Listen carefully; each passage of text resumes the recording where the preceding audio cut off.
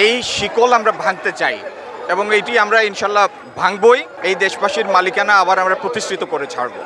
অচিরেই আমরা এই দরপাখর, এই যে ফ্যাসিস্ট মাফিয়া সরকারের হাত থেকে বাংলাদেশ মুক্তি পাবে। সারা বাংলাদেশের জনগণের ভোটাধিকার ফিরিয়ে দেওয়া। সারা দেশে দীর্ঘ আন্দোলন চলছে। এই পর্যায়ের আন্দোলনে ইতিমধ্যে 17 জন প্রাণ দিয়েছেন। এটা নির্দলীয় নিরপেক্ষ তত্ত্বাবধায়ক সরকারের অধীনে একটি গ্রহণযোগ্য স্বচ্ছ নির্বাচন হবে, এটি এখন দাবি। মন্তব্যের কিছু নাই, এটি তো গত 15 বছর যাবৎ চলছে। এই শিকল আমরা ভাঙতে চাই এবং এইটি আমরা ইনশাল্লাহ ভাঙবই। দেশের উপরে এই দেশবাসীর মালিকানা আবার আমরা প্রতিষ্ঠিত করে ছাড়ব, এটি এই আন্দোলন। আমাদের কর্মসূচি তো চলমান, এই গ্রেফতার চলছে গত 14-15 বছর যাবৎ, এটি নতুন কিছু না। আমাদের আন্দোলনের লক্ষ্য এটির চূড়ান্ত ফয়সালা, সেই ফয়সালার দ্বার প্রান্তে আমরা চলে এসেছি।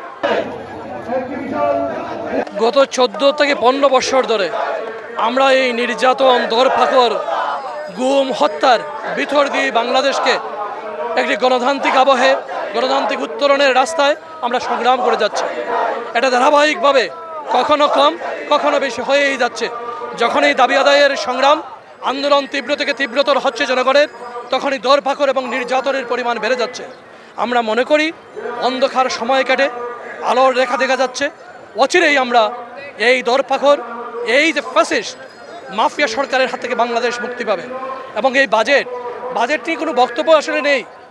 যে বাজেটে জনগণের কথা থাকে না, যে বাজেট শুধুমাত্র ঋণ নির্ভর, বিদেশি ঋণ নির্ভর, সেই বাজেট নিয়ে কোনো কথা থাকতে পারে না। কারণ এটা জনগণের বাজেট নয়, এটা সংখ্যা লঘিষ্ঠ যে সকল মানুষ ক্ষমতায় বসে রয়েছে তাদের লুটপাটের জন্য এই বাজেট তৈরি হয় এবং সেই বাজেটের টাকা বিভিন্ন খাতে অপচয় করে তারা বিদেশে পাচার করছে। তারা কানাডা, আমেরিকা, যুক্তরাজ্য, যুক্তরাষ্ট্র, বিভিন্ন জায়গায়, মালয়েশিয়া, বিভিন্ন জায়গায় তাদের বাড়িঘর সৃষ্টি করছে। সো এই বাজেট নিয়ে এটা জনগণের সরকার নয়। যে সরকার জনগণের নয়, সেই সরকার জনগণের বাজেট প্রণয়ন করতে পারবে না।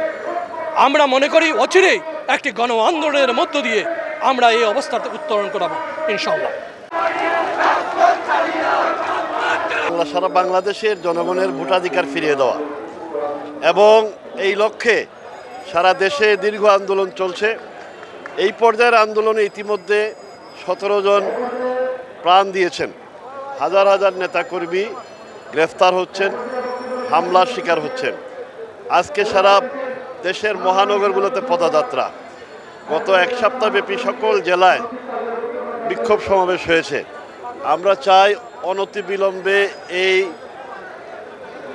সংসদ, অনির্বাচিত অবৈধ সংসদ ভেঙে দিয়ে একটি নিরপেক্ষ নির্বাচনের মাধ্যমে যাতে জনগণ ভোট দিয়ে তার ভোটের অনুসারে যাতে সরকার প্রতিষ্ঠিত হয়, এই জন্যই আন্দোলন চলছে। ইনশাআল্লাহ সারা দেশের মানুষ সম্পৃক্ত, উত্তাল হয়ে গেছে সারা বাংলাদেশ জনগণের এই দাবি, 10 দফা দাবি আদায়ের জন্য। ইনশাআল্লাহ এটা আমরা সফল হব। আজকে সিলেট সহ সারা দেশের মহানগরেও এই দাবি, 10 দফা দাবি বাস্তবায়নের লক্ষ্যে পদযাত্রা চলছে।